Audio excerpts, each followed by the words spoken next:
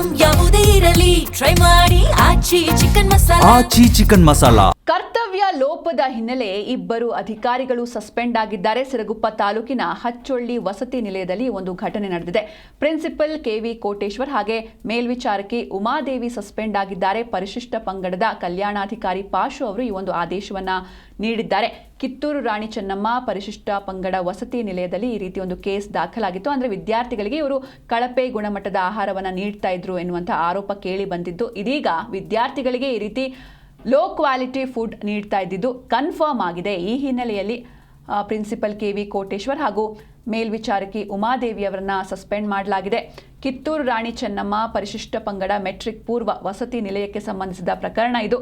Principal KV Koteshwar ಹಾಗೂ ಮೇಲ್ವಿಚಾರಕಿ NV Umadevi suspend ಆಗಿದ್ದಾರೆ. ಹುಳು ತಿಂದ ಗೋಧಿ ಹಾಗೂ ಕೊಳೆತ ತರಕಾರಿ ಬಳಸಿದ ವಿಚಾರ ಬಹಿರಂಗವಾಗಿತ್ತು. ಇನ್ನು ಜಿಲ್ಲಾ ಪಂಚಾಯತ್ ಸಿಇಒ ಹ್ಯಾರಿಸ್ ಸುಮೇರ್ ಪರಿಶೀಲನೆ ವೇಳೆ ಇದು ಕನ್ಫರ್ಮ್ ಆಯಿತು. ಹೀಗಾಗಿ ನಿಯಮ ಉಲ್ಲಂಘನೆ ಹಿನ್ನೆಲೆ ಕಠಿಣ ಕ್ರಮವನ್ನ ಜರುಗಿಸಿದ್ದಾರೆ ಅಧಿಕಾರಿಗಳು.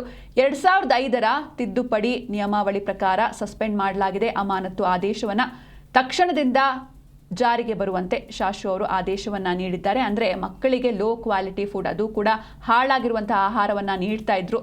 ಹುಳು ತಿಂದಿರುವಂತಹ ಗೋಧಿ ಜೊತೆಗೆ ಕೊಳ್ತು ಹೋಗಿರುವಂತಹ ತರಕಾರಿಯನ್ನ ಬಳಸಿ ಇವರು ಅಡುಗೆಯನ್ನ ಮಾಡ್ತಾ ಇದ್ರು ಎನ್ನುವಂತಹ ವಿಚಾರ ಬೆಳಕಿಗೆ ಬರುತ್ತೆ. ಇದನ್ನ ತಕ್ಷಣವೇ ಇದ್ಯಾವಾಗ ಈ ಒಂದು ವಿಚಾರ ಗೊತ್ತಾಗತ್ತೆ, ಜಿಲ್ಲಾ ಪಂಚಾಯತ್ ಸಿಇಒ ಹ್ಯಾರಿಸ್ ಸುಮೇರ್ ಅಲ್ಲಿಗೆ ಬಂದು ಎಕ್ಸಾಮಿನ್ ಮಾಡ್ತಾರೆ.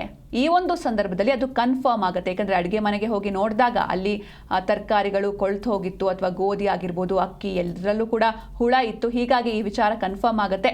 ಇದರಿಂದ ನಿಯಮ ಉಲ್ಲಂಘನೆ ಮಾಡಿದ್ದರಿಂದ ಇಬ್ಬರು ಅಧಿಕಾರಿಗಳು ಸಸ್ಪೆಂಡ್ ಆಗಿದ್ದಾರೆ.